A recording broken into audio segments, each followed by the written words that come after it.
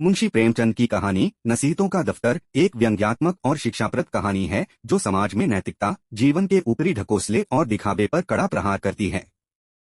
इस कहानी में उन लोगों पर गहरा व्यंग्य किया गया है जो दूसरों को नसीहतें देना तो बखूबी जानते हैं, लेकिन खुद उन नसीहतों पर अमल करने में पूरी तरह असफल रहते हैं।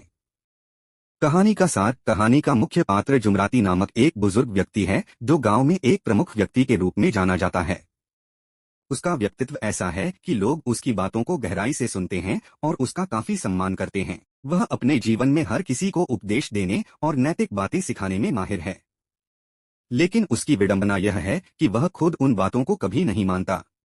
उसे नसीहतें देने का शौक है और इसी कारण उसका घर नसीहतों का दफ्तर बन गया है, जहां हर किसी को किसी न किसी बात की सीख दी जाती है। पात्रों का परिचय। एक जुमराती मुख्य पात्र जो नसीहतें देने में माहिर है लेकिन खुद पर कभी अमल नहीं करता। दो रमधारी। एक युवा लड़का जो जुमराती के घर में अक्सर आता है और उससे सलाह मांगता है। तीन चंपा जुमराती की बहू जो उसकी कथनी और करनी का फर्क अच्छी तरह से समझती है। चार गांव वाले जिनसे जुमराती का रोज का मिलना जुलना होता है और जिन्हें वह अपनी नसीहतें सुनाता रहता है। कहानी की शुरुआत इस तरह होती है कि जुमराती गांव के चबूतरे पर बैठा हुआ है और उसके चारों ओर लोग जमा हुए हैं।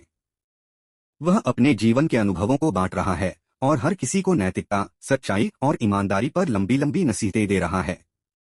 लोग उसकी बातें ध्यान से सुनते हैं क्योंकि वह एक उम्रदराज व्यक्ति है और उसे काफी बुद्धिमान माना जाता है। जुमराती का यह मानना है कि दुनिया का सबसे बड़ा कर्तव्य है दूसरों को सही राह दिखाना। नसीहतें देने का सिलसिला। जुमराती का जीवन इसी बात पर केंद्रित है कि वह गांव के लोगों को उनकी समस्याओं का समाधान नसीहतों के रूप में दे सके। वह हमेशा यही कहता है कि किसी को भी लोभ नहीं करना चाहिए, ईमानदारी से जीवन जीना चाहिए और किसी से कोई दुश्मनी नहीं रखनी चाहिए।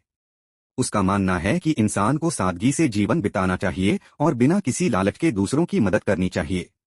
एक दिन गांव का एक युवक रमधारी जो जुमराती की नसीहतों को बहुत मानता है उसके पास आता है और अपनी कुछ समस्याओं के बारे में बात करता है। रमधारी उससे पूछता है कि क्या जीवन में सफल होने के लिए कोई आसान तरीका है। जुमराती बड़ी गंभीरता से उसे बताता है कि सफल होने का एकमात्र तरीका है कड़ी मेहनत और ईमानदारी। वह उसे और कई नैतिक उपदेश देता है, जैसे कि किसी से कोई अपेक्षा न रखना और हर किसी से प्रेमपूर्वक व्यवहार करना।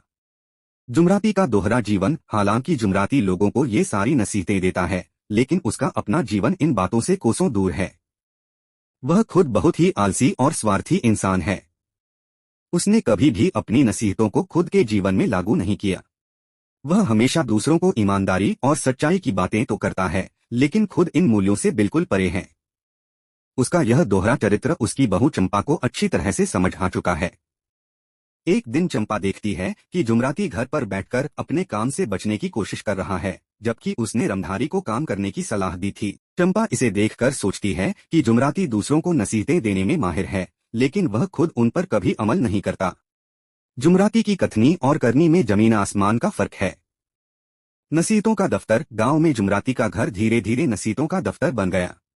लोग वहां सलाह लेने आते थे और जुमराती बड़ी खुशी से उन्हें नसीहतें देता था।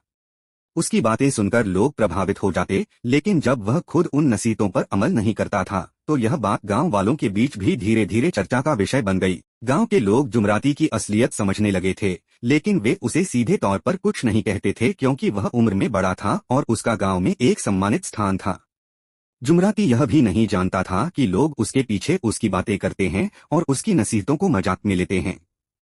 अंत की ओर। कहानी के अंत में एक दिलचस्प मोड़ आता है जब जुमराती बीमार पड़ जाता है। उसकी हालत बिगड़ने लगती है और तब वह खुद को अकेला महसूस करता है। उसे एहसास होता है कि उसने जीवन भर केवल नसीहतें दी हैं, लेकिन खुद उन पर अमल नहीं किया। अब जब उसे दूसरों की मदद की जरूरत है तो कोई उसकी मदद के लिए सामने नहीं आता। यह उसकी नसीहतों का ही परिणाम है कि लोग उसकी बातों को अब गंभीरता से नहीं लेते। उसकी बहू चंपा उसके पास आती है और उसे प्यार से समझाती है कि जीवन में नसीहतें देना आसान है, लेकिन उन पर अमल करना मुश्किल होता है। जो इंसान दूसरों को उपदेश देता है उसे पहले खुद उस पर अमल करना चाहिए। जुमराती को अपनी गलतियों का एहसास होता है और वह अपनी करनी पर पछताता है। अंत में वह समझता है कि असली जीवन का सार केवल बातें करना नहीं, बल्कि उन बातों को जीना होता है। कहानी का संदेश मुंशी प्रेमचंद की नसीहतों का दफ्तर एक व्यंग्यात्मक कहानी है जो समाज के उस वर्ग पर प्रहार करती है जो उपदेश तो बहुत देते हैं लेकिन खुद उनका पालन नहीं करते। इस कहानी से यह संदेश मिलता है कि इंसान को जो बातें वह दूसरों को सिखाता है उन्हें पहले अपने जीवन में उतारना चाहिए। केवल उपदेश देना काफी नहीं होता, असली ज्ञान तो तब है जब आप उन नसीहतों को अपने जीवन में लागू करें। कहानी इस बात की ओर भी इशारा करती है कि समाज में दिखावा और ढोंग ज्यादा दिन तक नहीं टिक सकता। जो लोग केवल दूसरों को सिखाने में लगे रहते हैं उनका असली चेहरा एक न एक दिन सबके सामने आ ही जाता है। जीवन में सच्चाई और ईमानदारी का महत्व तभी है जब आप उसे अपने जीवन में अपनाएं।